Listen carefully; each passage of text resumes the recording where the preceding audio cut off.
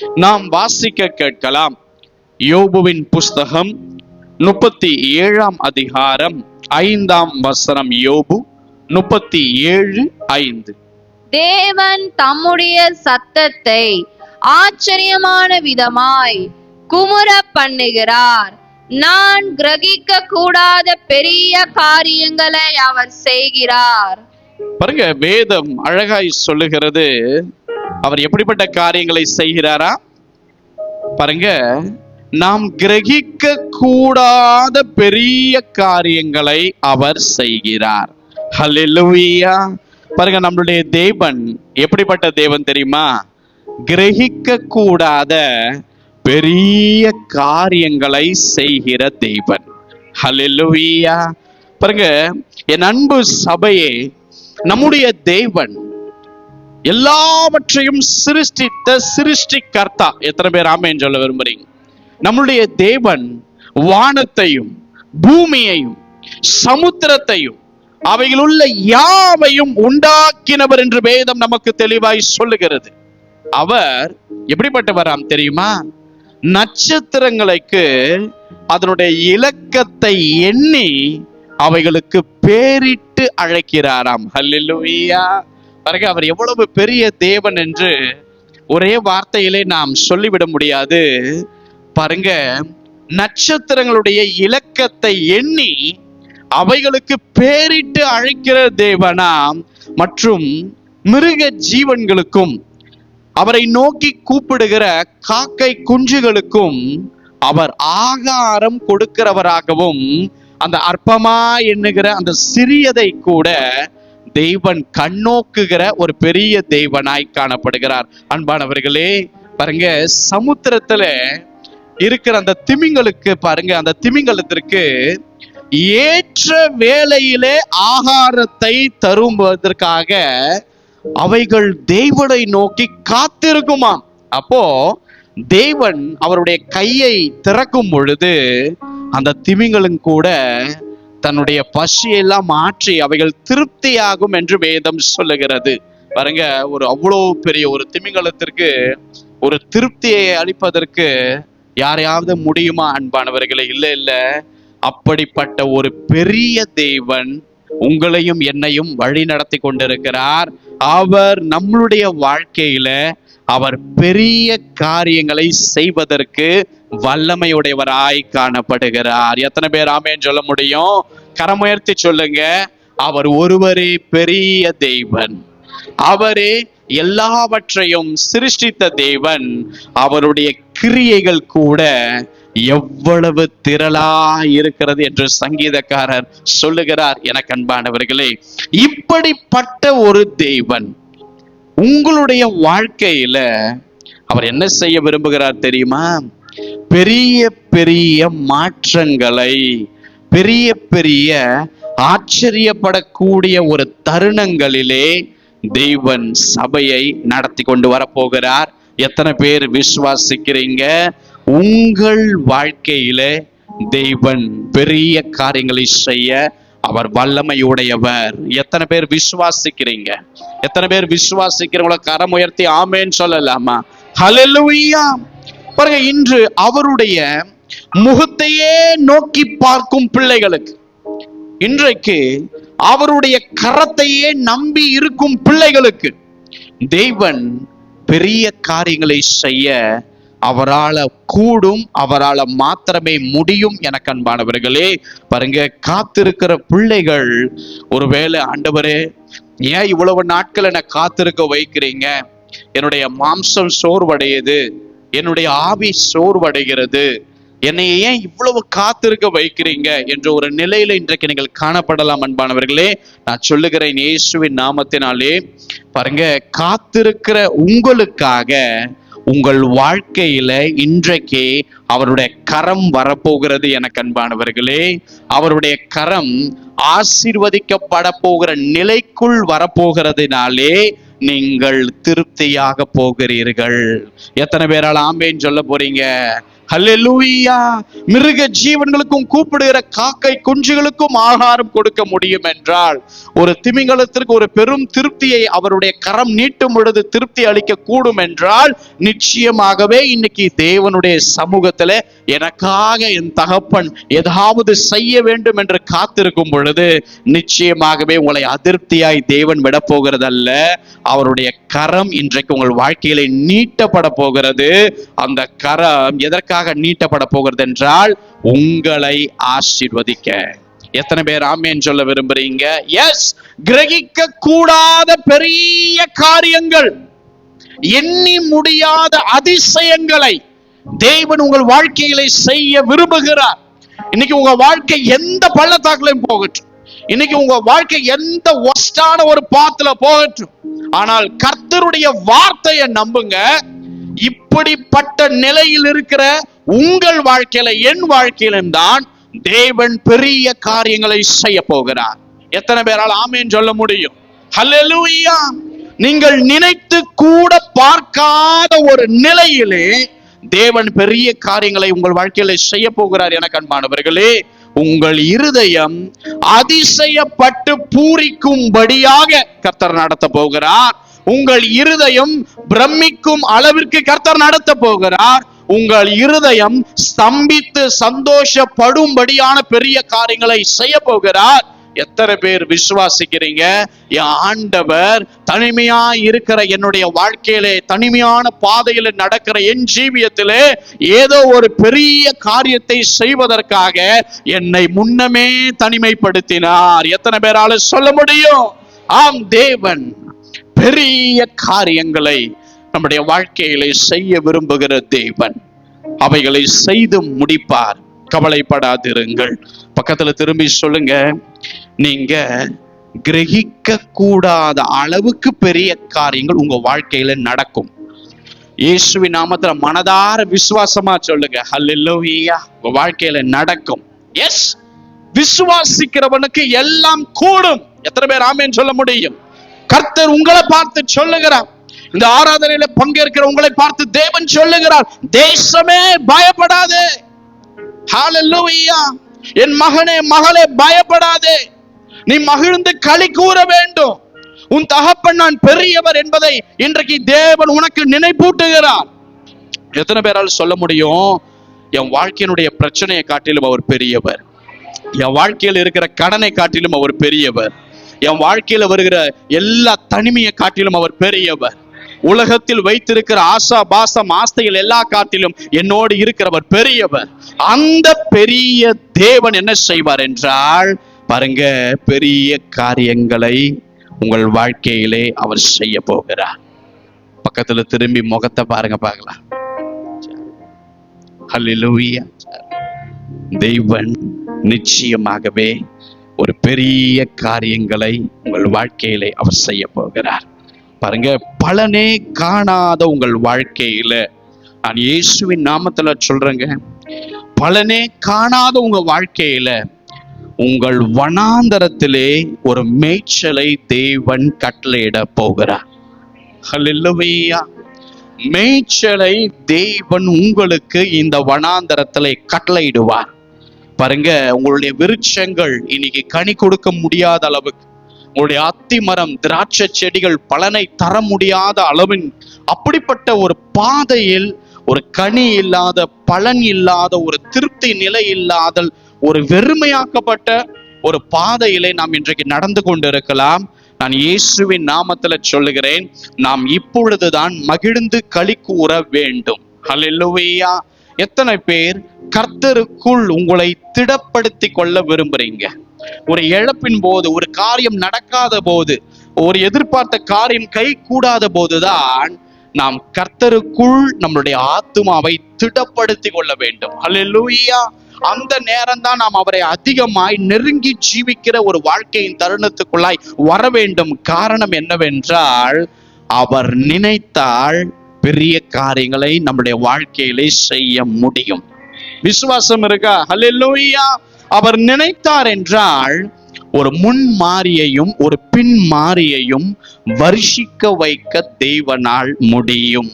நான் சொல்றேன், எத்தனை பேர் இன்னைக்கு வாழ்க்கையில ஒரு பலன் இல்லாமல், ஒரு வனாந்தரத்துல ஒரு மேய்ச்சல் இல்லாமல் உங்கள் வாழ்க்கையில நடந்து கொண்டிருந்தேன்னு சொன்னால், இயேசுவின் நாமத்தினாலே நீங்கள் நடக்கிற பாதைகளிலே தேவன் என்ன செய்ய போறார் தெரியுமா? என்ன செய்ய போகிறார் தெரியுமா? ஒரு பெரிய காரியங்களை கர்த்தர் உங்கள் வாழ்க்கையிலே செய்ய போகிறார். அநேக காரியங்கள் முடிந்தது அப்படின்னு நினைக்கிறதெல்லாம் தேவன் இனிமேல் எழுந்து நடக்க பலப்படுத்தி உங்களை நடத்த வைக்க போகிறார். உங்களை அருமையாய் அவர் நடத்தி செல்ல போகிறார். அன்பானவர்களே, காரணம் உங்களை விட்டு விலகுவதற்காகவோ உங்களை கைவிடுவதற்காகவோ கர்த்தர் உங்களை ரத்தம் சிந்தி மீட்கவில்லை. எனக்கு அன்பானவர்களே, ஒரு பெரும் திட்டத்தை உங்கள் வாழ்க்கையிலேயே தேவன் போட்டு வைத்திருக்கிறார். எத்தனை பேர் விசுவாசிக்கிறீங்க? எத்தனை பேருக்கு தேவன் என் வாழ்க்கையில ஒரு பெரிய காரியத்தை செய்ய வேண்டும் பிரதர்? கரம் உயர்த்தலாமா? ஹல்லேலூயா. ஒரு பெரிய மாற்றத்துக்காக எத்தனை பேர் காத்து கொண்டு இருக்கிறீங்க?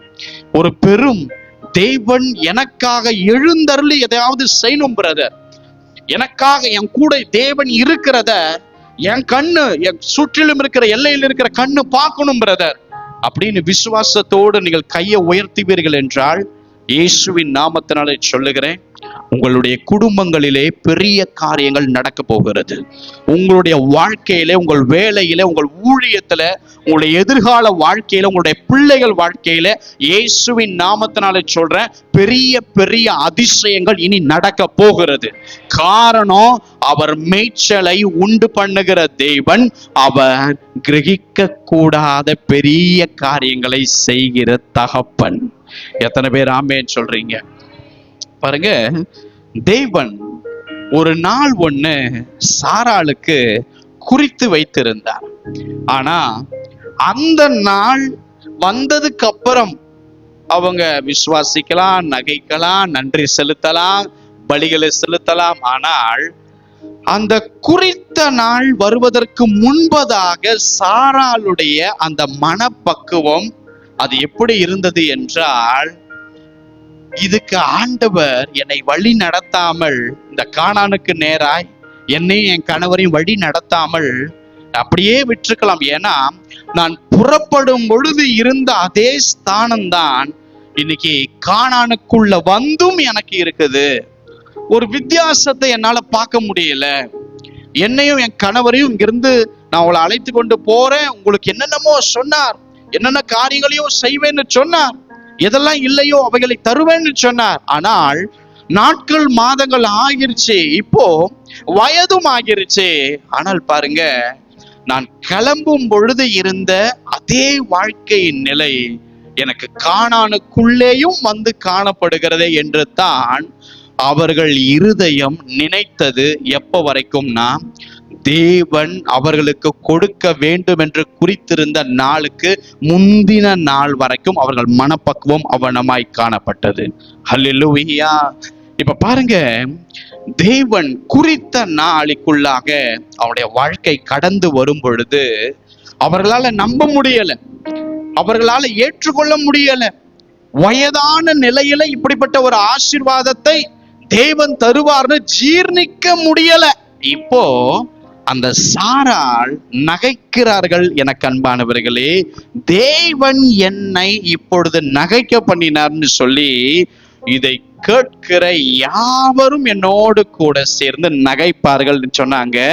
ஆபிரகாம் அவருடைய முதிர் வயதிலேயே நான் ஒரு குமாரனை பெற்று கொடுத்திருக்கிறேனே அப்படின்னுட்டு, நான் குழந்தைய பெத்தி எடுப்பேன்னுட்டு, ஒரு குழந்தைக்கு பால் கொடுப்பேன்னு சொல்லி நிச்சயமா நான் நினைக்கவே இல்லை.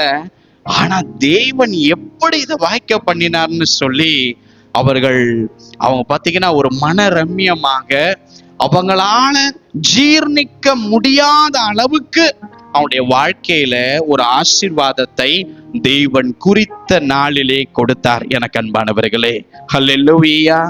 நாம் கூட அவர்கள் வாழ்க்கையை போலத்தான், ஆண்டவர் என்னை கரம் பிடிப்பதற்கு முன்னும் இப்பொழுது கரம் பிடித்திருக்கிற தருணத்திலையும் என்னை நடத்தி கொண்டிருக்கிற வழிகளிலையும் என் வாழ்க்கையில ஒரு மாற்றம் இல்லையே. எனக்கு கரம் பிடிக்கும் பொழுது எப்படி இருந்ததோ அதே மாதிரி நிலையில நான் இருக்கிறேன். நான் விரும்புகிற மாற்றம், நான் விரும்புகிற ஒரு சாட்சியுள்ள ஒரு ஜீவியம், நான் விரும்புகிற கர்த்தருடைய கரத்திலிருந்து வர வேண்டிய நன்மைகள், அவைகள் எல்லாம் என் வாழ்க்கையில வராமல், இதற்கு என்னை கர்த்தர் ரட்சிப்புக்குள் வரவிடாமல் அப்படியே என்னை வைத்திருக்கலாமே என்று சொல்லி சாராளை போல மனம் நொந்தவர்களாக இந்த வனாந்தரத்துல நீங்கள் நடந்து கொண்டிருக்கலாம். எனக்கு அன்பானவர்களே, பாருங்க, தேவனுக்குள் வரும் பொழுது இழப்புகள், தவிப்புகள், மன அழுத்தம், மனபாரம், சஞ்சலம் ஏற்படும். கர்த்தர் அவைகளை அனுமதிப்பார். அந்த அனுமதிக்கிற காரியம் எதற்காக தெரியுமா? அவர் இவை எல்லாவற்றையும் காட்டிலும் செய்ய போகிற ஒரு நன்மைக்கு அவைகள் எல்லாம் மறைந்து போகும் வண்ணமாக காணப்பட போகிறது. நீங்கள் இத்தனை நாள் அழுகிற அந்த காரியங்கள், தேவன் கொடுக்க போகிற அந்த பெரும் ஆசீர்வாதங்கள், பெரிய காரியங்கள் உங்களுக்காகவே நின்று கர்த்தர் செய்ய போகிறதை பார்க்கும் பொழுது நீங்கள் ஏங்கினது, தவித்தது, படுக்கையில கண்ணீர் விட்டது எல்லாவற்றுக்கும் பாருங்க, தேவன் என்னை அழகாய் நடத்தினாரே, பெரிய காரியங்களை செய்தாரே என்று சொல்லி ஆச்சரியப்படும் விதத்திலே உங்களுடைய வாழ்க்கை அமைய போகிறது. நான் விசுவாசமா சொல்றேன், ஆண்டவர் குறித்திருக்கிற காலத்துல சபை வந்திருக்கிறோம். எத்தனை பேரால் ஆமென் சொல்ல முடியும்? ஹல்லேலூயா. உங்கள் அவிவிசுவாசத்தை பார்த்து நீங்களே பேசுங்க, உங்கள் இருதயத்தை பார்த்து நீங்களே பேசுங்க. சத்துரு கொண்டு வருவான், இல்ல இல்ல இல்ல நடக்காது, வாய்க்காது, எப்பயும் போல உனக்கு தோல்வி. இல்லைங்க, ஆண்டவர் நீங்கள் பிரமிக்கும்படியான காரியத்தை உங்க வாழ்க்கையில செய்ய போகிறார். ஹல்லேலூயா. நீங்கள் கிரகிக்க முடியாத அளவுக்கு பெரிய காரியங்களை கர்த்தர் உங்க வாழ்க்கையில செய்வார். ஹல்லேலூயா. நாம நினைக்கிறோம், தேவனே எனக்கு இப்போ பசிக்குது, எனக்கு இப்போ அந்த ஆசீர்வாதத்தை தார், எனக்கு இப்பதான் ரொம்ப தாகமா இருக்குது, எனக்கு இப்போ என்னுடைய தாகத்தை தீரும், நான் இப்பொழுது கேட்கிற காரியத்தை நீங்க இப்பொழுதே எனக்கு கட்டளையிடுங்க ஆண்டவரே. இன்னைக்கு அநேகர் பாருங்க, நான் கேட்கிற காரியத்தை எனக்கு உடனே கொடுத்தா தான் உங்களுக்கு என்ன ஆண்டவரே, தாகம் அடிக்கும் போதுதான் ஆண்டவரை தண்ணி குடிக்கணும். நாம ஆண்டவருக்கு அட்வைஸ் பண்றோம். ஹல்லேலூயா. ஆண்டவர் எனக்கு இப்ப தாகம் அடிக்குது, இந்த ராத்திரி என் தாகத்தை தீருங்க அப்படின்னா, அடுத்த வருஷம் உன்னை திருப்தியா நடத்துவேன்றத பத்தி பேசுறீங்களா ஆண்டவரே? ஹல்லேலூயா. பாருங்க, நாம எப்படிப்பட்டவங்க தெரியுமா? ஆண்டவருக்கு நாம ஆலோசனை கொடுக்கிறவர்களாய் காணப்படுகிறோம். ஹல்லேலூயா. பாருங்க, தேவன் குறித்திருக்கிற நாளிலே நான் சொல்றேன், எல்லாம் சரியாக நடக்கும். ஹல்லேலூயா. எல்லாம் சரியாக நடக்கும். ஒரு அருமையான ஒரு வாலிபர் மனம் நொந்து போய் காணப்பட்டார். ஒரு 5 வருடத்திற்கு முன்பதாக அவர் ரொம்ப அழுதார், புலம்பினார். ஆண்டவர், பிரதர், எனக்கு ஒரு சந்ததியில ஒரு பெருக்கத்தை தேவன் தரமாட்டேங்கிறாரு. நானும் ஜெபிக்கிறேன், போராடுறேன், விசுவாசிக்கிறேன், மன்றாடுறேன், தேவன் தரமாட்டுறாரு. இப்போ நானும் என் மனைவியும் எந்த நிலைக்கு வந்துட்டோம்னா, அதுதான் ஒரு ஆசீர்வாதமே பிறப்பிக்கப்பட மாட்டேங்குதே. இனிமே எதுக்காக நாம் ஒரு மனதோடு சேர்ந்தே இருக்கணும்னு சொல்லி 2 பேரும் ஒரே குடும்பத்துல ஒரு தனிமைப்படுத்தப்பட்ட ஒரு நிலையில காணப்பட்டாங்க. அப்ப நான் சொன்னேன், பிரதர், நீங்கள் இருவரும் மனம் சலித்து போய் இருக்கிறது உண்மை, நீங்க எதிர்பார்த்தது நடக்காமல் இருக்கிறது உண்மை. இப்போ நீங்க கேட்கிற ஆசீர்வாதம் உங்களுக்கு இருவருக்குமே வேணான்னுட்டு அதை பத்தி எந்த ஒரு நிலையும் இல்லாமல் திசை திருப்பி 2 பேரும் ஒரு பக்கம் காணப்படுறீங்க. நான் இயேசுவின் நாமத்துல சொல்றேன், நீங்கள் இருவரும் சேரும் பொழுது இருந்த அணுக்களை உயிரோடு வைக்க அவர் வல்லமையுடைய தேவன். அதாவது மருத்துவ ரீதியாய் அவைகள் முடியாது. அல்லேலூயா. ஒரு கணவன் மனைவி இணையும் பொழுது அப்படியாக இருக்கிற அந்த அணுக்கள் குறித்த நேரம் வரும் பொழுது அது ஆட்டோமேட்டிக்கா இறந்து போய் அப்படியாக அன்வான்ட் காரியத்தில் அது உடம்பை விட்டு வெளியே வந்துடும். இப்ப நான் சொன்னேன், நீங்க இருவரும் சேரலனாலும் நீங்கள் சேர்ந்த பொழுது இருந்த அணுக்களை வைத்து என் தேவன் உங்களுக்கு கொடுக்க அவர் சர்வ வல்லமையுடைய தேவனாய் இருக்கிறார். அப்படியே அவர்கள் பெற்று எடுத்தார்கள். நான் சொல்றேங்க, உங்க குறித்த ஆசீர்வாதம் கர்த்தர் சேஃபா வைத்து இருக்கிறார். ஹல்லேலூயா. உங்களுக்குன்னு எதை குறித்து வைத்திருக்கிறாரோ அது இன்னும் அழியல. அது பாதுகாப்பின் நிழலுக்குள் இருக்கிற வரைக்கும் நீங்களும் நானும் சந்தோஷமாய் காணப்பட வேண்டும். காரணம், கர்த்தர் பெரிய காரியங்களையும் இயற்கைக்கு அப்பாற்பட்ட விதத்திலையும் அற்புதங்களை செய்ய அவரால் முடியும் என்பதை எத்தனை பேர் விசுவாசிக்கிறீர்களோ அவர்கள் தலைக்கு மேலே பலமாய் கரம் தட்டி ஹல்லேலூயா. அப்படிப்பட்ட காரியங்கள் நம்முடைய வாழ்க்கையில நடக்கும். கர்த்தரை நாம் அதிகமாய் பின்பற்றும் போது, அவர் அதிகமாய் நேசிக்கும் பொழுது, அவருக்காக நம்முடைய வாழ்நாட்களை செலவு பண்ணும் பொழுது, அவருக்காக நம்முடைய பலத்தை செலவு பண்ணும் பொழுது, அவருக்காக நம்முடைய நேரங்களை ஒதுக்கி செலவு பண்ணும் பொழுது, நிச்சயமாகவே நம்முடைய வாழ்க்கை வந்த வண்ணமாய் இருக்காது. வந்த வண்ணமாய் இருக்கணும் திட்டம் வைக்கிறவன் சத்துரு.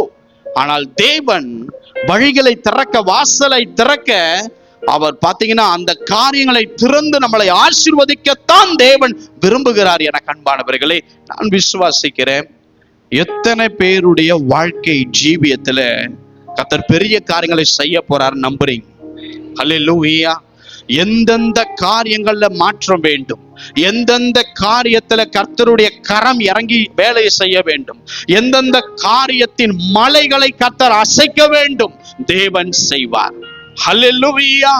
சிலருடைய வாழ்க்கை பாத்தீங்கன்னா அந்த சைடு போவதற்கு முன்பதாக ஒரு பெரிய மலை காணப்படலாம். மற்றவங்க யோசிப்பாங்க, இல்ல நாம போய் அந்த மலைகளை அப்படியாக வேற திசையில போய் சுற்றி வந்து நாம் போக வேண்டிய இடத்திற்கு போவோம். இல்லங்க, தேவன் அப்படி நினைக்க மாட்டார். அது மனுஷனுடைய ஆலோசனை. தேவன் என்ன செய்வார் தெரியுமா? நீ போகிற நடக்கிற அந்த பாதையிலேயே நட, உனக்கு முன்பதா இருக்கிறத என்னுடைய பலம் டேக் ஓவர் பண்ணிக்கும். ஹல்லேலூயா. அதுதான் தேவனுக்கும் மனுஷனுக்கும் உள்ள வித்தியாசம். மனுஷன் வேற வழியை காட்டுவான், மனுஷன் வேற வழியை சுற்றி வர சொல்லுவான். ஆனால் தேவன் நீங்கள் நடக்கிற இடத்திலேயே உங்களுக்கு முன்பதாக இருக்கிற பெரும் தடைகளை அவருடைய பலம் தகர்த்து தீரும். எத்தனை பேர் ஆமென் சொல்றீங்க? எஸ், அவைகளை செய்தால்தான் தேவன் உங்கள் மூலம் ஒரு சாட்சியத்தை ஏற்படுத்த முடியும். எஸ், தேவன் பெரிய காரியங்களை செய்ய வல்லமையுடைய தேவன் என்று. எத்தனை பேர் விசுவாசிக்கிறீங்க? கரம் உயர்த்தி சொல்லுங்க, என் தேவன் என் வாழ்க்கையில ஒரு பெரிய காரியத்தை செய்ய போகிறார். ஹல்லேலூயா. அது எண்ணி முடியாததா இருக்கும், அது அதிசயப்பட்டு பூரிக்கும் விதத்திலே இருக்கும், அது கிரகிக்க முடியாத அளவுக்கு இருக்கும், அது பிரமிக்கத்தக்க அதிசயமான காரியமா இருக்கும். ஹல்லேலூயா. உங்கள் இருதயம் அதிசயப்பட்டு பூரிக்கும், உங்கள் இருதயம் பிரமிக்கும்படி செய்வார், உங்கள் இருதயம் ஸ்தம்பித்து சந்தோஷப்படும்படி காரியங்களை நடத்துவார். எஸ், அவர் குறித்த நேரத்திலே பெரிய காரியங்களை சபைக்கு செய்ய அவர் வல்லமையுடைய தேவனாய் இருக்கிறார். எனக்கு அன்பானவர்களே, எத்தனை பேர் ஆமென் சொல்ல முடியும்? அன்றைக்கு இஸ்ரவேலர்களுக்காக அந்த செங்கடல் பிளந்து வழிவிட்ட போது அவனுடைய இருதயம் எப்படி இருந்தது தெரியுமா? 400 வருஷமாய் பார்க்காத ஒரு அதிசயத்தை அவர்கள் வனாந்தரத்திலே பார்த்தார்கள். நினைச்சு பாருங்க, 420 வருஷம் காணாத ஒரு அதிசயம், 420 வருஷம் ஏங்கின ஒரு காரியம். எங்களுக்கு விடுதலை கிடைக்காதா? எங்களுக்கு மாற்றம் வராதா? எங்க வாழ்க்கை விடுவிக்கப்படாதா? மத்த தேசம் போல நாங்கள் விதைக்கிறத புசித்து அனுபவிக்கிற காலங்கள் வராதா? எதுவுமே இல்லைன்னு சொல்லி 420 வருஷம் ஏங்கின அந்த இஸ்ரவேலர்களுக்காக தேவன் குறித்த நாளிலே நியமித்திருந்தார். அன்பானவர்களே, அன்றைக்கு முறையாக அந்த இஸ்ரவேல் புத்திரருடைய இருதயம் ஒரு அதிசயப்பட்டு பூரிக்கிறது. கர்த்தர் அந்த நாட்களை உங்களுக்கும் தருவார். அன்றைக்கு யாக்கோபு யோசேப்பை நீண்ட காலங்களுக்கு பின்பதாய் பார்க்கும் பொழுது அவர் இருதயம் மூர்ச்சை அடைந்ததுன்னு வேதம் சொல்லுது. அவரால் தேவன் கொடுத்த இந்த சர்ப்ரைஸ், தேவன் இப்படிப்பட்ட ஒரு அதிசயமான ஒரு பிரமிக்கிற அளவுக்கு, இந்த அளவுக்கு கர்த்தர் செய்வார்னு அவர் நினைச்சே பார்க்கல. ஆனால் அவர் இருதயம் அதிசயப்பட்டு பூரிக்கும்படி செய்த தேவன் உங்களுக்கும் செய்வார். அன்றைக்கு பேதுருடைய காலியான அந்த படவுகள் நிரம்பின பொழுது பேதுருவுக்கு ஒரு அதிர்ச்சி தாங்க முடியல, ஒரு பிரமிப்பு தாங்க முடியல. உடனே காலை விழுந்து நான் பாவமான மனுஷன், என்னை விட்டு போய்விடும்னு வசனம் சொல்லும் போது அடுத்த வசனம் சொல்லுது, அவர் பிரமித்தபடினால் இதை சொன்னார், அந்த பிரமிப்பு உங்களுக்கும் உண்டாகும். ஹல்லேலூயா. அன்றைக்கு சேதமில்லாமல் தானியேல் கெபியில் இருந்து தூக்கப்படும் பொழுது யார் அங்கு ஆச்சரியப்பட்டால் தெரியுமா? தரியு ராஜா இருதயம் ஆச்சரியப்பட்டு பூரித்து கர்த்தரை மகிமைப்படுத்தினார். அன்பானவர்களே, அதே போல உங்கள் இருதயம் பூரிக்கும்படி, மகிழ்ந்திருக்கும்படி, பிரமிக்கும்படி கர்த்தர் கிரியை செய்வார். எத்தனை பேர் ஆமென் சொல்ல முடியும்? என் தேவன் எனக்காக பெரிய காரியங்களை செய்வார். என்னுடைய தேவன் என்னுடைய நாட்களை ஆசீர்வாதமாய் மாற்றும்படிவே என்னை அழைத்தார். உங்களுக்கு குறைவை காணவோ, வனாந்தரத்திலேயே நடத்தவோ, வெறுமையாக்கவோ, உங்கள் காரியத்தை சத்துருக்கள் சூறையிடவோ, உங்கள் நன்மைகளை திருடவோ, உங்களை அப்படியாக சுட்டெரிக்கவோ தேவன் அவைகளை அனுமதித்திருந்தால், இயேசுவின் நாமத்தில் சொல்லுகிறேன், இன்றையிலிருந்து அவர் அனுமதிக்கவே போறதல்ல. நன்மையும் கிருபையும் உன் நாட்களிலே தொடரும்படி கர்த்தர் கிரியை செய்ய போகிறார். எத்தனை பேர் விசுவாசிக்கிறீங்க? தலைக்கு மேல பலமாய் கரம் தட்டி ஹல்லேலூயா. தேவன் பெரிய காரியங்களை செய்ய அவர் வல்லமை உள்ளவர். எத்தனை பேர் கர்த்தரை விசுவாசிக்கிறீங்க? இன்னைக்கு உங்க வாழ்க்கையில எது நடந்தாலும், என்ன இழப்பு, என்ன ஏக்கம் வந்தாலும், கொஞ்சம் அப்படியே இருதயத்திலிருந்து இறக்கி வச்சுட்டு, நம்புற ஆண்டவரே, நம்புற ஆண்டவரே, பார்க்கல, நம்புற ஆண்டவரே, என் கண்ணு காணல, நம்புற ஆண்டவரே, அந்த செய்திகளை என் காது நல்லதா கேட்கல, ஆனா நம்புற ஆண்டவரே, நான் பெற்றுக்கொள்ளுவேன் அப்படின்னு நீங்க சொல்றீங்க, ஆனா நான் பெற்றுக்கொள்ள முடியாதுன்னு சமுதாயமும் சூழ்நிலையும் சொல்லுது. ஆனாலும் நான் உம்மை நம்புகிறேன் ஆண்டவரே. எத்தனை பேர் ஆண்டவரை நம்புறீங்க? ஆண்டவர் யாராவது என்னை நம்புவார்களா என்று எப்ப கண்ணோக்குவார் தெரியுமா? அவன் நம்பிக்கை அவனிடத்தில் இருந்து விலகும் பொழுது, அவன் எதிர்பார்த்த காரியங்கள் அவன் வாழ்க்கையில நடக்காத பொழுது தேவன் கண்ணோக்குவார், அவர்களை உற்று பார்ப்பார். ஐயோ, என்னுடைய பிள்ளையின் மனநிலைமை என்ன? ஹல்லேலூயா. ஒரு டெலிவரிக்காக ஒரு மகள் ஹாஸ்பிட்டல் போகும் பொழுது அவங்களுடைய தாயார் அவங்களுக்கு அந்த பெயின் எல்லாம் கடந்துதான் பெற்று எடுத்து வளர்த்து அவங்க திருமணம் செய்து கொடுத்திருக்கிறாங்க. ஆனாலும் அவங்க இருதயம் என்னன்னா, ஐயோ, இந்த நேரம் என்னுடைய மகள் எப்படி அந்த வலியை பொறுத்து கொண்டிருக்கிறார், எப்படி அந்த வலியை அவள் மேற்கொள்ளுவா? அவருடைய தாயினுடைய இருதயம் அவைகளை நினைக்கும் என்றால், நான் இயேசுவின் நாமத்துல சொல்றேங்க, கர்த்தர் இருதயமும் உங்களுக்காக ஏங்கி கொண்டிருக்கிறது. உங்களுக்கு நல் மனசாட்சியுள்ள ஒரு ஜீவியத்தை நீங்கள் வாழும் பொழுது உங்களுக்காக அவர் கிரகிக்க கூடாத பெரிய காரியங்களை அவர் செய்ய அவர் வல்லமையுடையவராய் காணப்படுகிறார். எத்தனை பேர் ஆமென் சொல்றீங்க? தேவன் நிச்சயமாய் உங்களை கைவிடவே மாட்டார். நீங்கள் இருக்கும் இடத்திலேயே, நீங்கள் நடக்கும் பாதையிலேயே, நீங்கள் இருக்கும் பகுதிகளிலேயே அவர் பாருங்க, அவரால் ஒரு பெரிய காரியத்தை கொண்டு வர அவரால் முடியும். எத்தனை பேர் ஆமென் சொல்றீங்க? ஹல்லேலூயா. சீஷர்கள் சொன்னாங்க, ஆண்டவரே, நீங்க பாட்டுக்கு ஈஸியா சொல்லிட்டீங்க, இத்தனை பேருக்கு அப்பத்தை கொடுன்னு. நாம இருக்கிறது எங்க தெரியுமா ஆண்டவரே? வனாந்தரம், 5000 புருஷங்க, இத்தனை பேருக்கு ஒரு வனாந்தரத்துல நம்ம போய் அப்பத்தை ரெடி பண்ணிட்டு வரவே எத்தனையோ நாள் ஆகும்.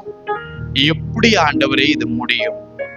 நான் சொல்றேன், அத்தனை பேர் வந்திருக்கிறாங்க என்பது தேவனுக்கு தெரியும்.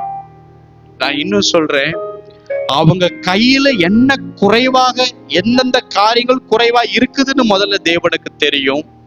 இன்னொன்னு, அதை கண்டு அவர்கள் விசுவாசமும் எந்த அளவுக்கு குறைந்திருக்கிறது என்பது தேவனுக்கு தெரியும். அப்போ அவர் கண்ணோக்குகிறார். இவங்களுக்கெல்லாம் சாப்பாடு கொடுங்க அப்படின்னு சொன்னார்னா இவங்க எப்படி கொடுப்பாங்கன்னு தேவனுக்கு தெரியுமா தெரியாதா? ஆனா அந்த இடத்துல பாருங்க, தேவன் அவர் அமைதியாய் தம் பிள்ளைகளுடைய எண்ணங்களை கண்ணோக்குகிறார். இத்தனை பேருக்கு வனாந்தரத்தில் எப்படி ஆண்டவரே கொடுக்க முடியும்? சீஷர்களுக்குள்ள பேசுறாங்க. நான் இயேசுவின் நாமத்துல சொல்றேன், அது தேவனால கூடும் என்றால் அது வனாந்தரத்திலேயே அவர்கள் வாழ்க்கையை மேய்ச்சலுக்குள் நடத்த கிறிஸ்துவால முடியும், திருப்தியை அளிக்க முடியும். பெரிய காரியங்களை கர்த்தர் உங்க வாழ்க்கையில செய்ய போகிறார். நீங்க செய்ய வேண்டியது எல்லாம் என்னன்னா, மனத்தாழ்மையோடு ஆண்டவருக்காக நான் எப்பொழுதும் ஒரு வாழ்க்கையை உண்மையும் உத்தமமாய் நான் வாழப் போகிறேன். என் வாழ்க்கை என்னுடைய திட்டத்தின்படி இருக்காது அப்படின்னு நம்முடைய வாழ்க்கையை கீப் ஆன் கொடுத்துட்டே இருக்கணும். ஏன்னா நம்மளுடைய மாம்சீக வாழ்க்கையில நம்மளே அறியாமல் சில நேரம் சத்ருவிடம் நம்ம வாழ்க்கையை கொடுத்துருவோம். தேவன் காரியங்களை கொண்டு வரும் பொழுது அவைகள் நமக்கு பிடிக்கல அப்படின்னு திரும்ப திரும்ப சொல்லும் பொழுது நம்மே அறியாமல் நாம் அவருடைய பாதையிலிருந்து சத்ருவானவன் நம்மளை விலக்கி அவன் பாதையில கொண்டு போய் விடுவான். சோ இவைகள் அனுதின வாழ்க்கையில நடக்கும் என்பதனால் நம்ம கீப்பான் ஒவ்வொரு நாளும் சொல்ல வேண்டும், ஆண்டவரே உம்முடைய பாதையில் நீர் என்னை நடத்தும். ஹல்லேலூயா. நல்லா கவனிங்க. யோப்பா என்கிற ஒரு பட்டணம் இருந்தது. அந்த பட்டணத்துல தொற்காள் என்னும் தபித்தாள் என்னும் ஒரு சீஷி கர்த்தருக்காக வாழ்ந்தாங்க. இந்த தபித்தாளுடைய வாழ்க்கையை பார்த்தீங்கன்னா நற்கிரியைகளையும் தர்மங்களையும் அதிகமாய் செய்த ஒரு ஸ்திரீ. ஆண்டவருடைய ஊழியத்துக்காக அநேக பிரயாசப்பட்ட ஒரு நல்ல ஒழுக்கம் உள்ள ஒரு ஸ்திரீ, ஒரு சீஷி. இப்ப இந்த தபித்தாளுடைய வாழ்க்கையில ஒரு நாள் வியாதி வருது. இந்த வியாதி வரும் பொழுது அவர்கள் மரிக்கிற ஒரு சூழ்நிலை வருது. இப்ப தபித்தாள் மரிச்சிட்டாங்க, இறந்து போயிட்டாங்க. அவங்களுடைய உடம்ப தண்ணியை வைத்து கழுவி குளிப்பாட்டுறாங்க. குளிப்பாட்டி தன்னுடைய மேல் வீட்டு அறையில கொண்டு போய் அந்த அம்மையாரை வைக்கிறாங்க. அப்போ பேதுரு லித்தா என்கிற ஒரு ஊருக்கு ஊழியம் செய்யும்படி வந்திருக்கிறார். அந்த லித்தா என்கிற ஊரும் இந்த யோப்பா பட்டணமும் கொஞ்சம் பக்கத்துல அப்படிங்கிற காரியங்கள். அப்போ அங்க இருக்கிற சீஷர்கள் கேள்விப்படுறாங்க, ஐயோ பேதுரு ஐயா லித்தா என்கிற ஊருக்கு வந்திருக்கிறாரே, அங்கிருந்து கொஞ்ச நேரம் டிராவல் பண்ணா யோப்பா பட்டணத்துக்கு வந்துடலாமே, போங்க உடனடியா அந்த ஐயாவை கூட்டிட்டு வாங்க அப்படின்னு சொல்லி சீஷர்கள் 2 பேரை நியமித்து பேதுரு ஐயாவை யோப்பா பட்டணத்திற்கு அழைத்து கொண்டு வராங்க.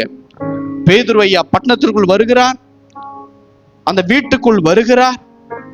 எல்லாரும் அழுகிற ஒரு காரியம். அப்போ பேதுரு ஐயா மேலத்தான் தபித்தால வைத்திருக்கிறோம், தொற்கால வைத்திருக்கிறோம், வாங்க அப்படின்னும் போது கூட்டிக்கிட்டு போறாங்க. அவர் போய் பார்க்கும் பொழுது அங்க ஒரு காரியம் என்னன்னா, அங்க அநேக விதவைகள் அழுது கொண்டு இருந்தாங்க. அவங்க அழும் பொழுது காமித்தாங்க, பேதுரு ஐயா இங்க பாருங்க, நாங்க போட்டிருக்கிற வஸ்திரம் அவங்கதான் எங்களுக்கு தைச்சு கொடுத்தது. இந்த வஸ்திரங்கள், இந்த நல்ல காரியங்கள் எங்க குடும்பத்துல நடக்கிறதுக்கு ஒரே காரணம் இந்த தபித்தாள் தான். இவங்க செய்த தர்மம், இவர்கள் செய்த நற்கிரியைகள், பாருங்க பாருங்கன்னு சொல்லி எல்லாம் தலையில அடித்து கொண்டு பேதுருவுக்கு காட்டிட்டு அழுகுறாங்க.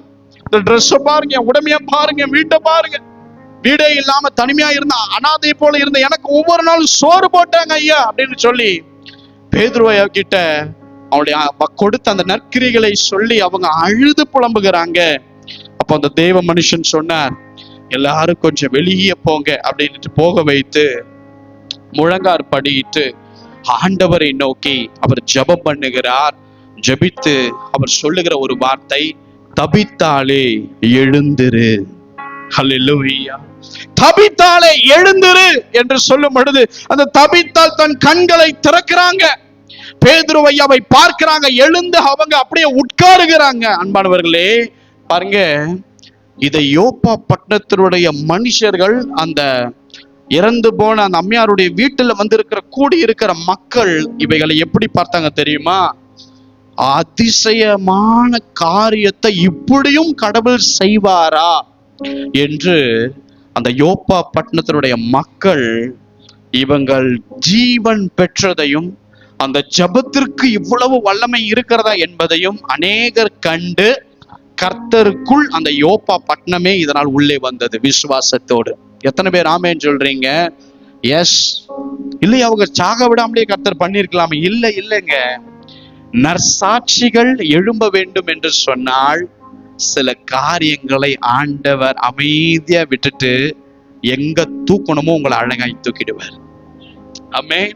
இல்ல ஆண்டவரே பல்ல வந்துருச்சு, இல்ல ஆண்டவரே நான் விழ போறேன், இவ்வளவு நேரம் சும்மா விட்டீங்க, இப்ப விட்டுற போறீங்க. இல்ல அது அவருக்கு தெரியும்.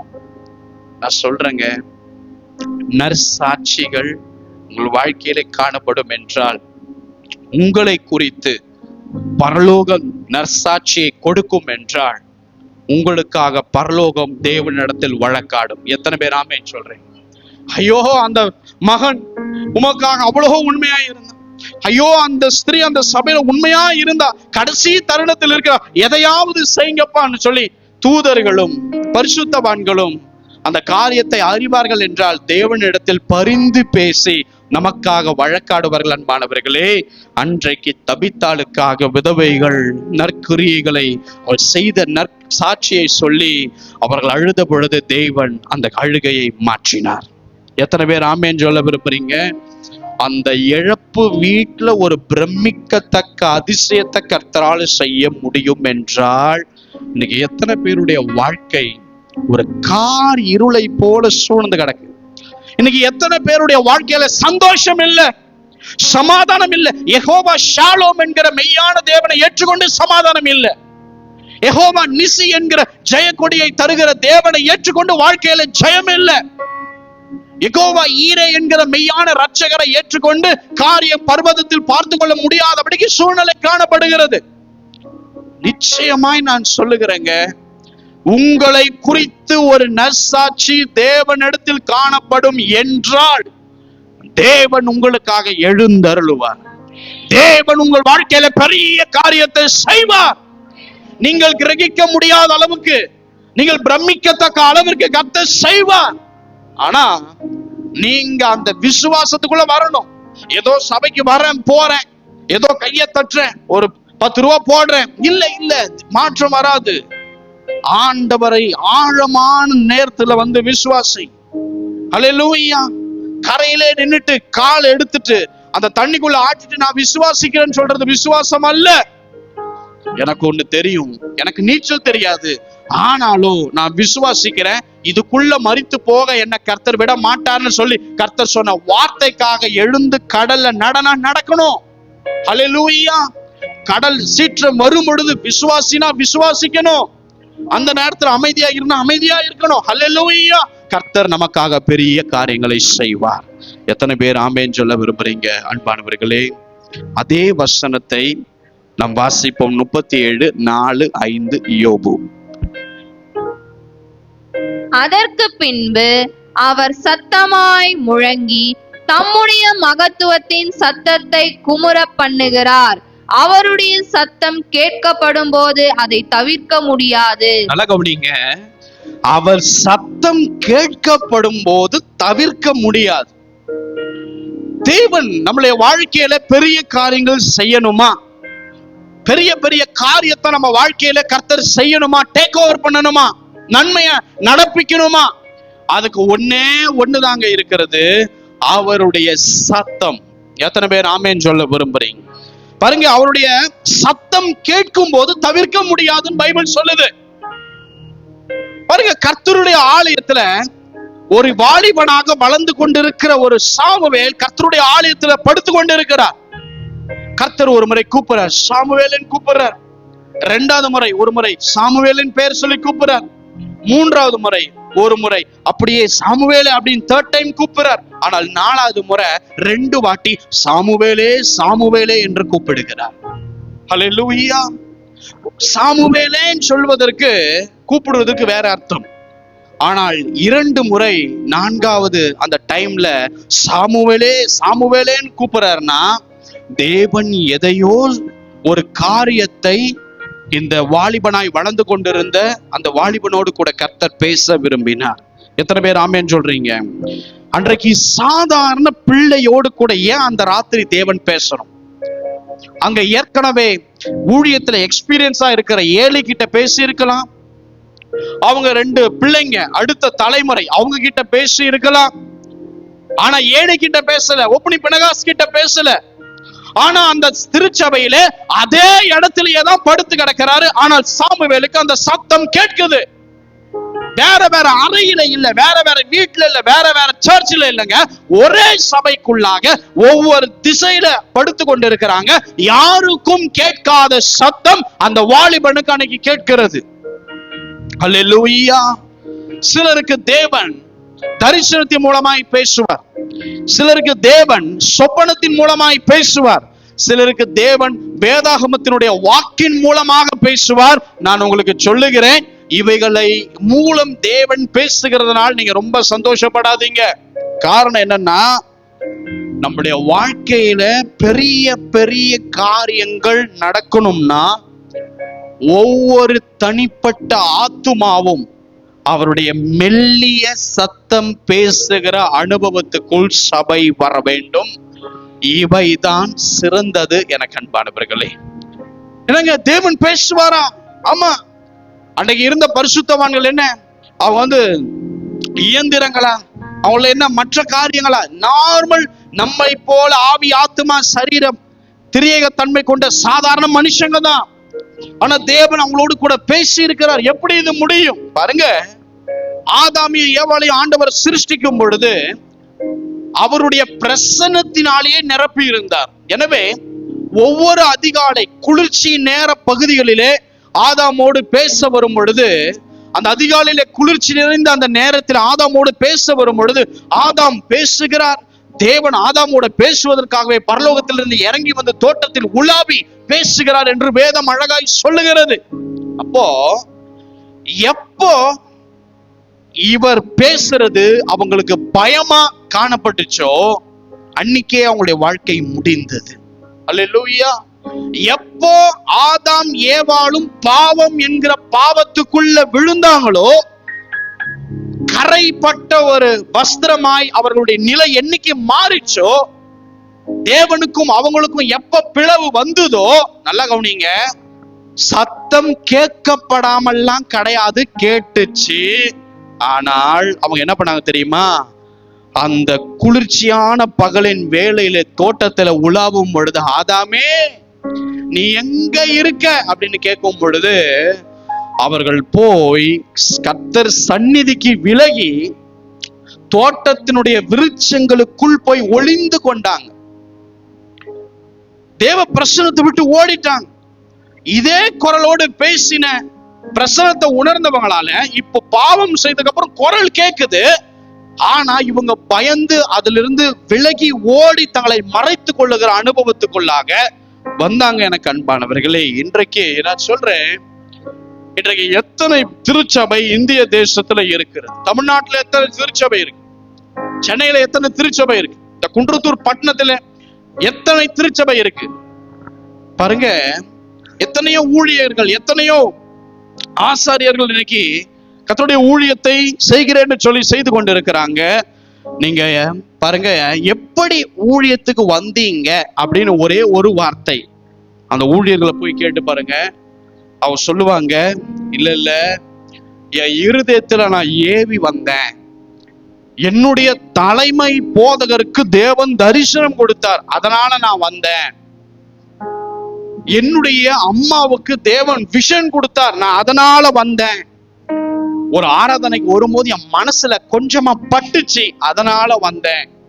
நான் சொல்றேன், இப்படி வருவாங்கங்க. மழை போல சோர்வு ஊழியத்துல வரும், புயல் போல சோர்வு ஊழியங்கள்ல வரும். அன்னைக்கு அந்த ஊழியர்கள் ஓடிடுவாங்க. அந்த ஊழியர்களால நிக்க முடியாது. ஏன் தெரியுமா?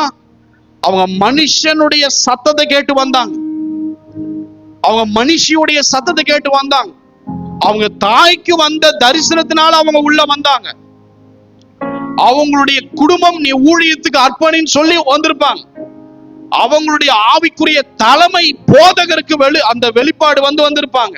இல்ல இதெல்லாம் வந்தா இப்படி எல்லாம் ஊழியத்துக்கு வந்தாங்கன்னு வைங்களேன், ஒரே ஒரு புயல்ல தான் சாத்தான் அழகா கொண்டு வருமா.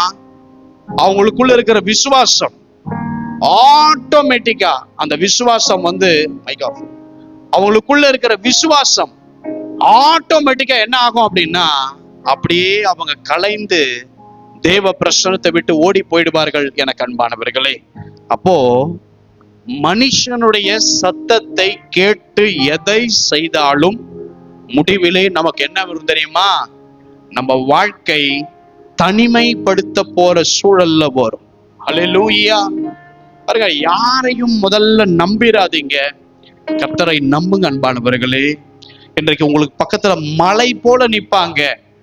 1 வருஷம் 2 வருஷம் ஆகட்டும், பெற்ற தாயே எதற்காக நீ வந்த அப்படின்னு கேட்கிற நிலைக்குள் தள்ளப்படுவீர்கள். எத்தனை பேர் ஆமென் சொல்ல விரும்புறீங்க? அல்லேலூயா.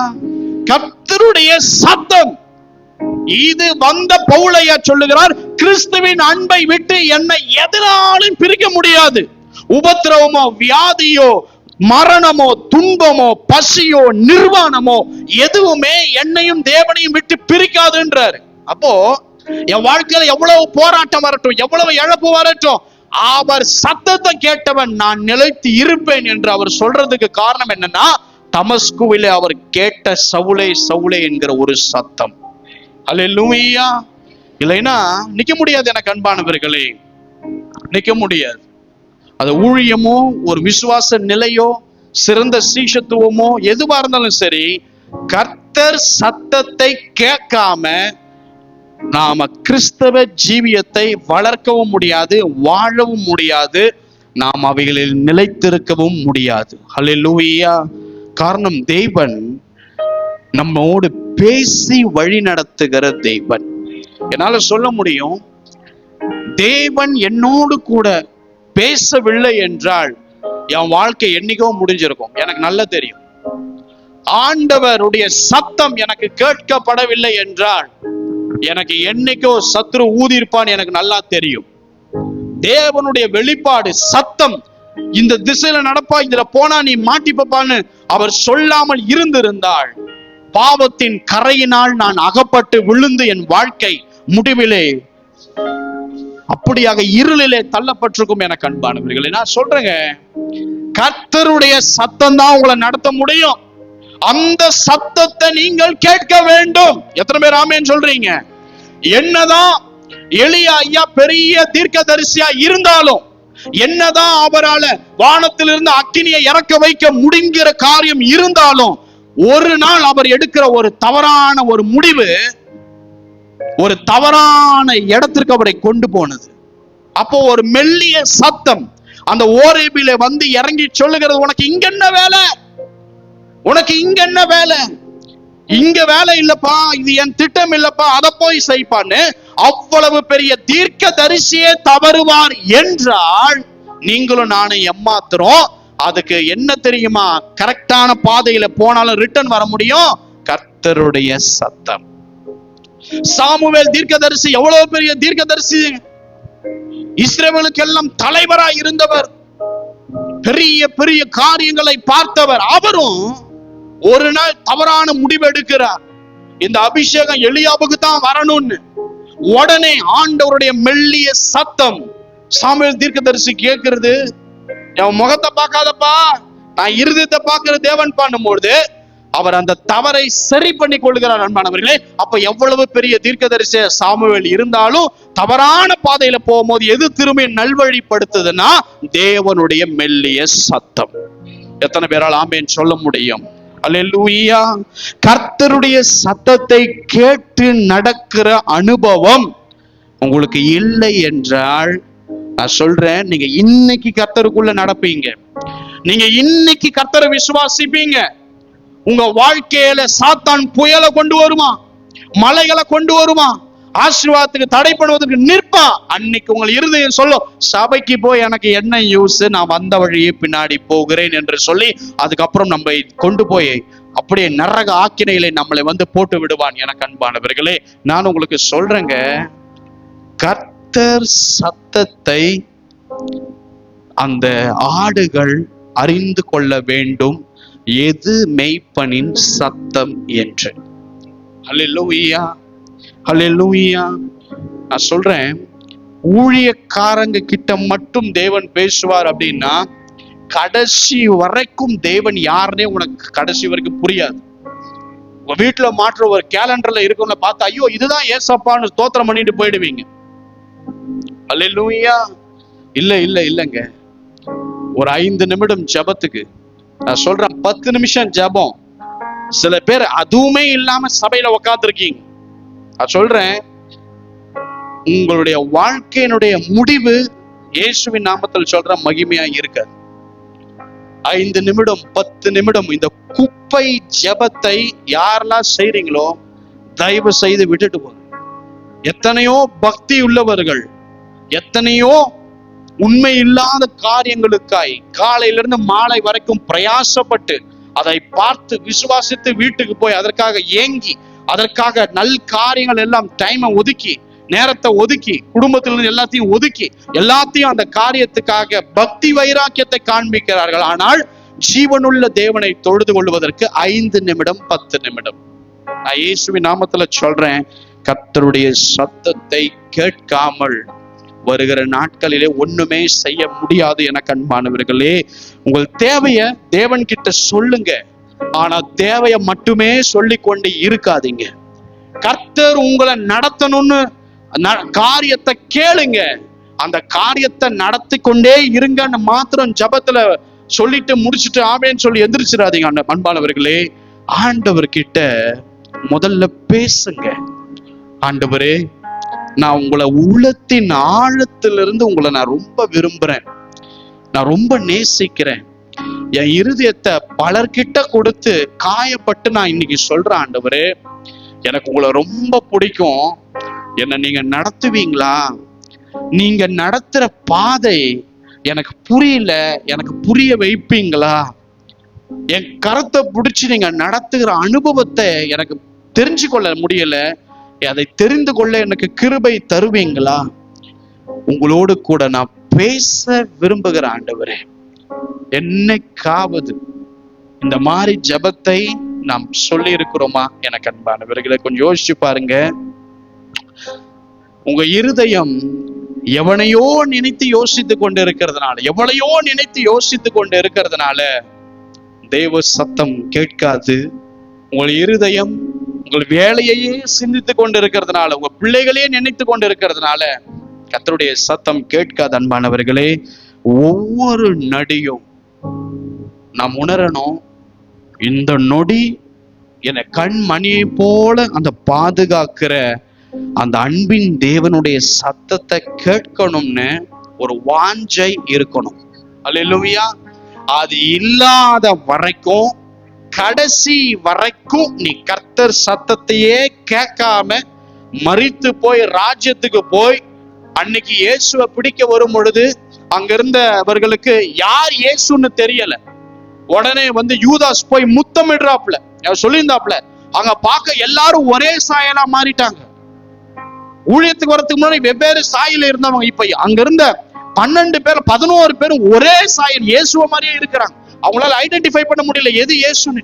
உடனே யூதாஸ் போய் முத்தமிடுறார். அதுக்கப்புறம் தான் இயேசுவை பிடிக்கிறாங்க. அந்த மாதிரி நீங்க தேவராஜ்யத்துக்கு போகும்போது பாருங்க, பரிசுத்தவான்களை போய் ஆண்டவரே நீதான் என் தேவன் சொல்லி காலில் போய் விழுவீங்க. அவங்க சொல்லுவாங்க.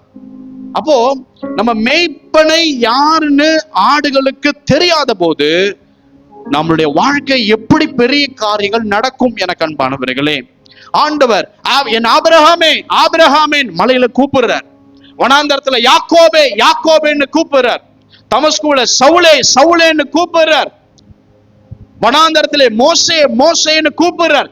எதற்கு 2 முறை ஒரே பெயரை சொல்லி கூப்பிடுகிறார் என்றால், ஏதோ ஒரு முக்கியமான விஷயத்தை தேவன் அவர்களோடு கூட பேச விரும்புகிறார். உங்களோடவும் அவைகளை பேச விரும்புகிறார். எத்தனை பேர் ஆமென் சொல்ல விரும்புறீங்க? ஏன் ஆண்டவர் பேச விரும்புறாருன்னா, நம்பர் 1, முக்கியமான ஏதோ ஒரு விஷயத்தை நமக்கு கன்ஃபெஸ் பண்ண விரும்புகிறார். அடுத்து, நம்ம பாவம் செய்யாமல் தடுப்பதற்காக அந்த சத்தத்தை தொனிக்க பண்ணுகிறார்.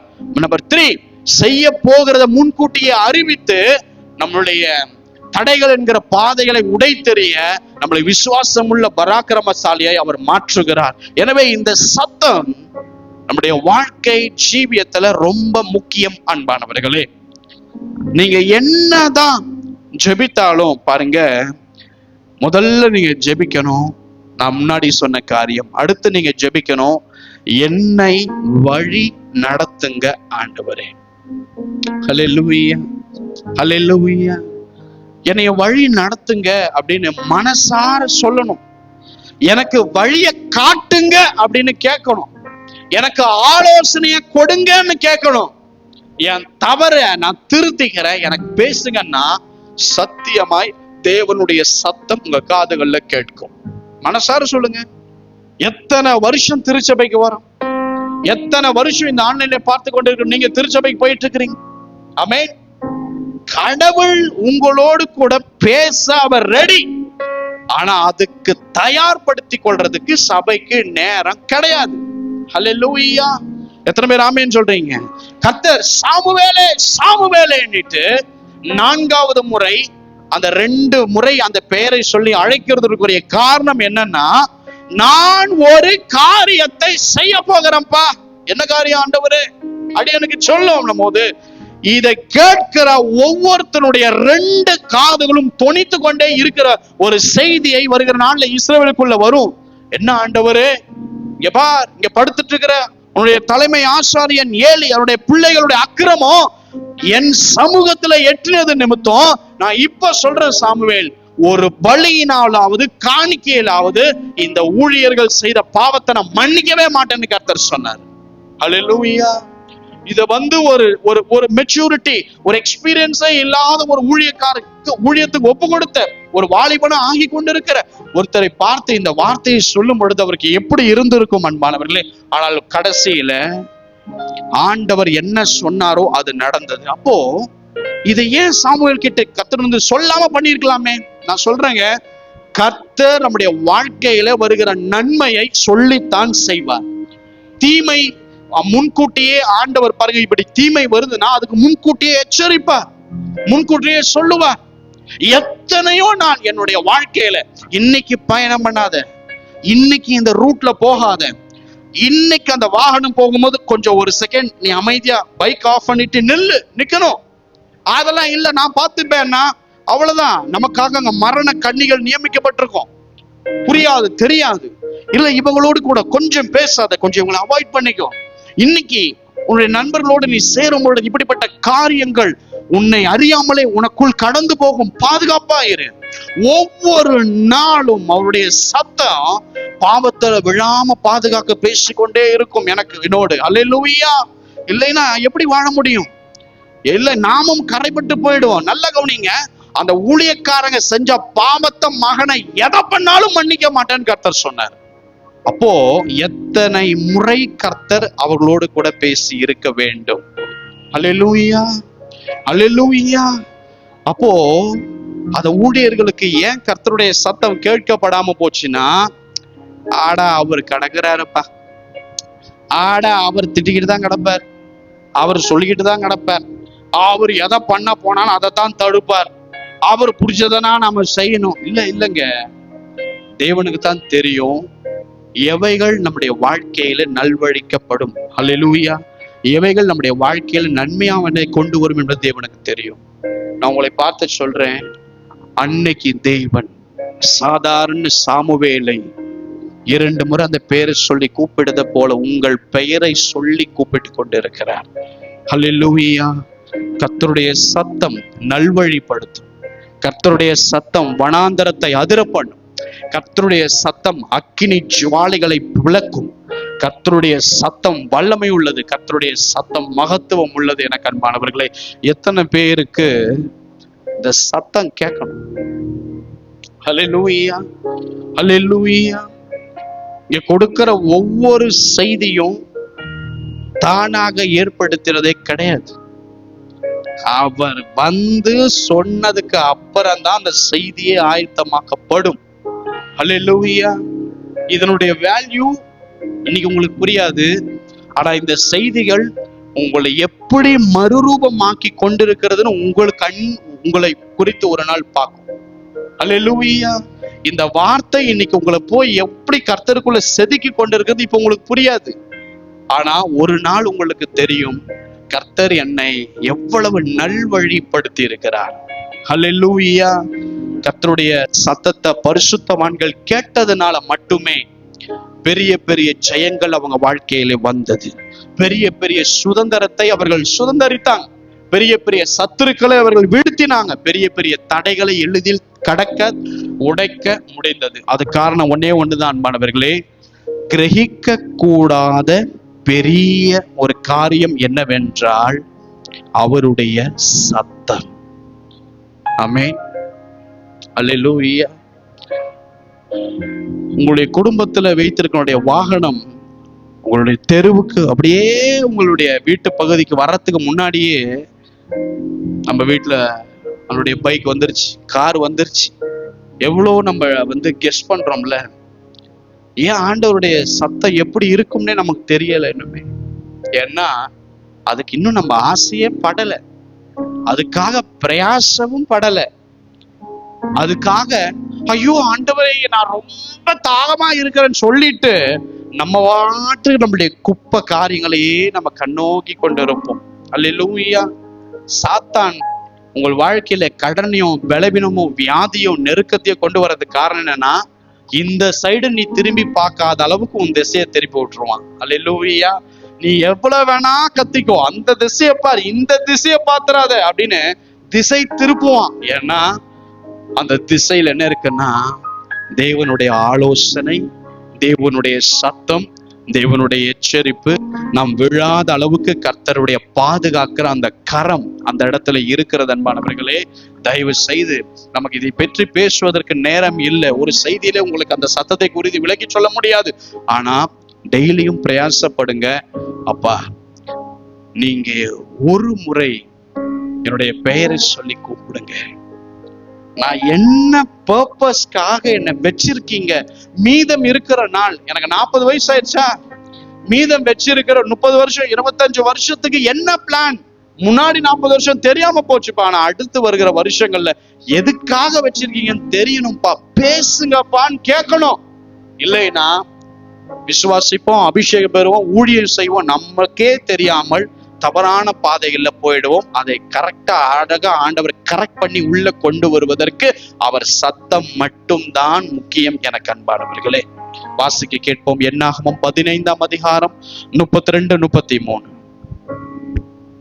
இஸ்ரவேல் புத்திரர் வனாந்தரத்தில் இருக்கையில் ஓய்வு நாளில் விறகுகளை பொறுக்கிக் கொண்டிருந்த ஒரு மனிதனை கண்டுபிடித்தார்கள். விறகுகளை பொறுக்கின அந்த மனிதனை கண்டுபிடித்தவர்கள் அவனை மோசே, ஆரோன் என்பவர்களிடத்தில் சபையார் அனைவரிடத்திற்கும் கொண்டு வந்தார்கள். போதும், நமக்கு நேரம் இல்லை, பைபிளை கீழ் வைங்க, நம்ம சீக்கிரம் முடிக்கிறோம். வேதாகமத்துல பாருங்க, கல் எறிந்து கொல்லப்படுகிற காரியத்தை நீங்க பழைய ஓல்ட் டெஸ்டமெண்ட்ல நிறைய இடத்துல பார்க்கலாம். ஏன் கல்லெறிந்து குவியலாக ஆக்கி அவங்களை கொல்றாங்கன்ற காரியம் பழைய ஏற்பாட்டுல அநேக இடத்துல வருகிறது. காரணம் என்னன்னா, அது ஒரு தண்டனையை குறிக்கிறது. பாருங்க, யாருக்கெல்லாம் இப்படிப்பட்ட ஒரு தண்டனை வரும் என்றால், இந்த பழைய ஏற்பாட்டுல யார் விபச்சாரம் செய்து கையும் களவுமா மாட்டிக்கிட்டாங்களோ அவங்கள கல்லெறிவாங்க.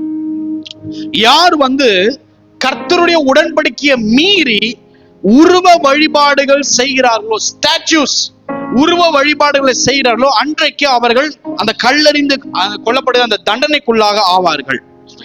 மற்ற விட்ச் கிராஃப்ட், சூனியம், மற்ற காரியங்களிலே உள்ள போய் செய்கிறவர்கள் அப்படி கல்லெறிந்து தண்டனையை பெற்று கொல்லப்படுவார்கள். அப்போ இப்படி கல்லெறிந்து கொல்லப்படுகிற காரியம் ஒரு பெரிய பாவம் செய்தவனுக்கு வருகிற தண்டனையாக பழைய ஏற்பாட்டுல பலருக்கு காணப்படுது. ஆனா அந்த இடத்துல நீங்க நாபோத் என்கிற ஒரு தேவ மனுஷனை எலியாவின் நாட்கள்ல பார்க்கலாம். அவரு கல்லெறிந்து கொல்லப்படுறார். ஆனால் நாபோத்து ஒரு தேவ மனுஷன், தவறான ஆட்களை, அதாவது நடக்காதது ஒண்ணு நடந்துருச்சுன்னு சொல்லி நாபோத்தை கல்லெறிந்து கொள்ளுவாங்க. அவர் தேவ மனுஷன். ஸ்தேவான கல்லெறிந்து கொள்ளுவாங்க, அவர் தேவ மனுஷன். அந்த காரியம் அல்ல. பழைய ஏற்பாட்டுல தேவனே அவர்களுக்கு ஒரு தண்டனை கொடுக்கிற ஒரு அனுபவமாய் இந்த கல்லெறிந்து கொல்லப்படுகிற காரியங்கள் காணப்பட்டது. அப்ப பாருங்க, ஒண்ணுமே நடக்கலங்க. இஸ்ரவேல் புத்திரர்கள் வனாந்தரத்தில் இருக்கும் போது விறகு பொறுக்கி கொண்டிருக்கிற ஒரு மனுஷனை கண்டுபிடித்தாங்க. நீங்க கேட்கலாம், விறகு பொறுக்கி கொண்டிருக்கிறது தப்பா அப்படின்னா, விறகு பொறுக்கிறது தப்பு இல்ல. அவர் செய்த தப்பு என்னவென்றால், ஓய்வு நாளில் விறகுகளை பொறுக்கி கொண்டு ஒரு மனுஷன் காணப்பட்டார். அல்லேலூயா. பாருங்க, இது மேலோட்டமாய் பார்க்கும் பொழுது ஒரு மாதிரி நம்மளுடைய சிந்தனைகள் போகுமானால், இதனுடைய உள் அர்த்தங்கள் வேற, இது உள்ளே சொல்லப்பட்டிருக்கிற கருத்துக்கள் வேற. இப்போ ஓய்வு நாள்ல கர்த்தரை ஆராதிக்காம, கர்த்தரை கனப்படுத்தாம, கர்த்தரை தொழுது கொள்ளாம ஒரு மனுஷன் அங்க விறக பொறுக்கி கொண்டு தன் சுய காரியத்துக்காய் ஓடிக்கொண்டிருக்கும் போது இஸ்ரவேல் புத்திரர்கள் அவர் அப்படியே கூட்டிக்கிட்டு வந்து மோசேக்கும் ஆரோனுக்கும் முன்பதாக நிறுத்துகிறார்கள். இப்போ மோசே ஐயாவுக்கு என்ன உத்தரவு கொடுக்கிறதுன்னு சொல்லி அவர் யோசிக்கிறார். அவர் என்ன பண்றார் அப்படின்னா, இந்த உத்தரவை தீர்க்கமாய் அவர் சொல்லாம, சரி காவல்ல அவரை கொண்டு போய் போடுங்க, வைங்க அப்படின்ட்டு மோசேயா சொல்றாரு. ஒரு தீர்க்கமான ஒரு உத்தரவு கர்த்தர்கிட்ட இருந்து வரட்டும், அது வரைக்கும் இவரை கொண்டு போய் நம்ம காவல்ல வைத்திருப்போம்னு சொல்லி கொண்டு போய் வைக்கிறார். இப்போ கர்த்தர் மோசேயா கூட பேசுறாரு. அந்த மனுஷன் கொலை செய்யப்பட வேண்டும், சபையார் எல்லாரும் பாளையத்திற்கு புறம்பாக கொண்டு போய் கற்களை அடித்து அவன் செத்தான் என்று வேதம் சொல்லுகிறது. பாருங்க, நான் சொல்றேன், கர்த்தர் நீதி செய்கிற ஒரு தேவன். அல்லேலூயா. கர்த்தர் எப்படிப்பட்ட தேவன்? நீதி செய்கிற தேவன். ஒரு நாள் எனக்கு ஒரு நாள் என்ன ஆச்சு, நான் வண்டியில போகும்போது ஆண்டவர்கிட்ட நல்ல ஜெபம் பண்ணிட்டு போனேன். ஆண்டவரே, இன்னைக்கு நான் போறேன், ஆனா போறதுக்கு சில காரியங்கள் இல்லாம நான் பயணம் செய்ய போறேன். சோ போகும்போது இந்த பயணத்துல என்ன நடுவுல எந்த டிராபிக் போலீஸும் பிடிக்கவே கூடாது ஆண்டவரே அப்படின்ட்டு வீட்டுல 5 நிமிஷமா ஜெபம் பண்ணிட்டு கிளம்புறேன். என்னைக்குமே பிடிக்காத போலீஸ் போகும் பொழுது அப்படியே நிப்பாட்டுறாங்க, அங்க ஒரு ஃபைனை போடுறாங்க. சரின்னு சொல்லிட்டு கிளம்பி அங்கிருந்து ஒரு 200 ஃபீட்ல திரும்புறேன், இன்னொரு 5 போலீஸ் அப்படியே என்ன நிப்பாட்டுறாங்க. எனக்கு அப்புறம் வீட்டுக்கு கேட்டேன், இதுக்கு நான் ஜபம் 5 நிமிஷம் பண்ணாமலேயே போயிருப்பேனா? இதுக்கு வேற நான் ஒரு 5 நிமிஷம் உங்ககிட்ட ஜபம் பண்ணிட்டு போறேன். எனக்கு அப்போ வரைக்கும் புரியல. நான் அப்பதான் ஒரு விஷயத்த கற்றுக்கொண்டேன். அப்ப ஆண்டவரே கூட பேசுறாரு, மகனே, எவ்வளவு அபிஷேகம் பெற்ற நீ, என்ன ஊழியம் செய்யற, எவைகளை விட்டுட்டு வந்த, நீ பக்தி வைராக்கியமா இருக்க, இவைகள் எல்லாம் நான் கண்ணோக்கவே மாட்டேன். நான் நீதி செய்கிற தேவனப்பா, நீதி எங்கேயோ அங்கத்தான் நான் நிப்பேன் அப்படின்னாரு. அப்பதான் நான் புரிந்து கொண்டேன், நம்ம யாருங்கிறது, நம்ம தேவனுடைய பிள்ளை என்பது முக்கியம் இல்லைங்க. அநீதி தேவ பிள்ளைகள் ஆகிய உங்கள் வாழ்க்கையில இருக்கும் என்றால் கர்த்தர் நீதிக்கு பக்கம் தான் போய் நிற்பார். இன்னைக்கு இஸ்ரவேல் பக்கம் கர்த்தரால ஏன் நிக்க முடியல தெரியுமா? ஒரு வாக்குத்தத்தம் என்ன தெரியுமா? இஸ்ரவேலுக்கு துணை. ஆனா இன்னைக்கு இஸ்ரவேலுக்கு விரோதமாய் எழும்புகிற நாடுகளுக்கு தான் கர்த்தர் துணையா இருக்கார். இயேசுவின் நாமத்துல நான் தைரியமா சொல்லுவேன். ஏன் தெரியுமா? இஸ்ரவேலர்கள் நீதியை விட்டு விட்டார்கள், அநீதியை பின்பற்றி போனாங்க.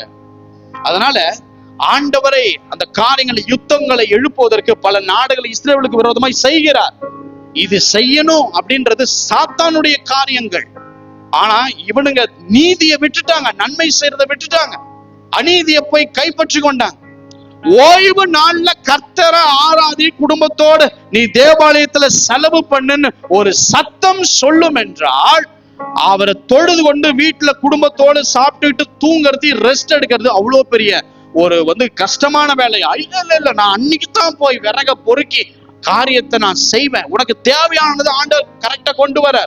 மண்ணா வேணுமா வருது, தண்ணி வேணுமா பக்கத்திலே இருக்கு, எந்த வேலையும் செய்யாத என்னை தொழுதுகள், உன் குடும்பத்தோடு இரு, நீ சாப்பிட்டு ரெஸ்ட் எடுத்துட்டு என்னை உயர்த்தி கொண்டு துதித்து கொண்டு உன் குடும்பத்தோடு உன்னுடைய ஆவிக்குரிய வாழ்க்கையை நீ இன்னும் அனுகூலமாக்க என்னெல்லாம் பண்ணணுமோ பண்ணுன்னு சொல்லி கர்த்தர் சொன்னா, அன்னைக்கு போய் விறக பொறுக்கிறது. நான் சொல்றேன், கர்த்தர் நீதி செய்கிற தேவன்.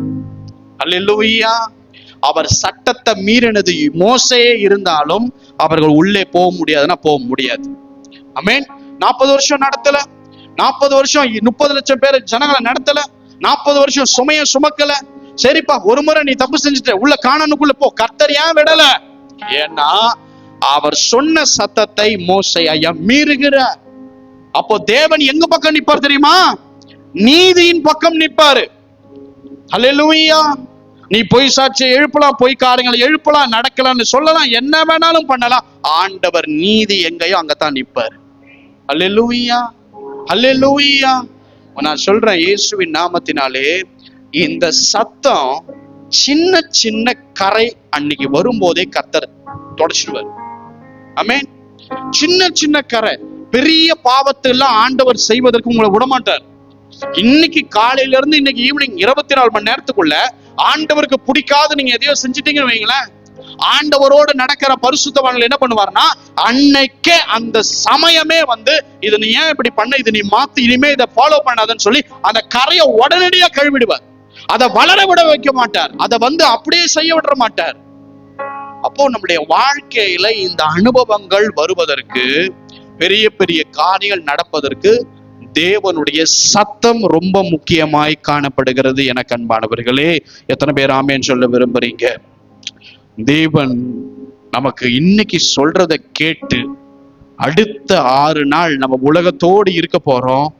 அதுல நம்ம வந்து கரைப்படுத்தி கொள்ளாமல் கவனமாக இந்த மன்னாவை ஆவிக்குரியதிலும் மாம்ச ரீதியிலும் நம் கையாள வேண்டும். நீ என்ன வேணா கத்துங்க, நான் போகும்போது மறந்துட்டு போவேன் அப்படின்னா அதனுடைய முடிவு நம்ம தேவனை தேடுறது வேஸ்ட், அவ்வளவுதான். ஹல்லேலூயா. சபைக்கு வர்றது வீணாய் போயிடும். இல்லைங்க, கர்த்தர் நீதி செய்கிற தேவன். அவர் உங்ககிட்ட அநீதி இருக்கும்னா பெரிய காரியத்தை செய்ய முடியாது. உங்ககிட்ட அக்கிரமம் கண்டுபிடிக்கும்னா, பாருங்க யோசுவா எவ்வளவு பெரிய தேவ மனுஷன். பயப்படாதப்ப நான் கூட இருக்கமா, பயப்படப்ப நான் கூட இருக்கிறமான்னு போய் ஆயி பட்டணத்துல தோர்த்து நிக்கிறார். எவ்வளவு பெரிய மன உளைச்சல் இருக்கும் கொஞ்சம் யோசிச்சு பாரு. நீ பலம் கொண்டு தைரியமா இரு, நீ போற இடத்துல நான் அவன் கூட இருப்பேன், மோசையோடு இருந்தது போல அவன் கூட இருப்பேன். எல்லாம் வாக்குத்தத்தம் கொடுத்துறாரு. ஆயி பட்டணத்துக்கு போறாரு, 3000 பேர் போறாங்க, முறிந்து தண்ணீரை போல உடைந்து ஓடுறாங்க. இங்க சத்துருக்கள் உடைவாங்க பார்த்தா யோசுவாவின் கூட்டம் உடையுது. 36 பேர் இஸ்ரவேலை வெட்டி கொல்லப்படுறாங்க. ஒண்ணுமே புரியல. என்னடா இது, கடவுள் தான் நடத்தினார், கடவுள் தான் கூப்பிட்டாருன்னு பார்த்தா இஸ்ரவேலுக்கு ஜெயம் கொடுக்க ஒரு நீதி இல்ல. அன்னைக்கு யோசுவா தெளிவா சொல்றாரு, எரிகோக்குள்ள போகும் பொழுது ராகாப் என்கிற வேசி நமக்கு உதவி செஞ்சு அவளை காப்பாத்திடுங்க, ரைட்.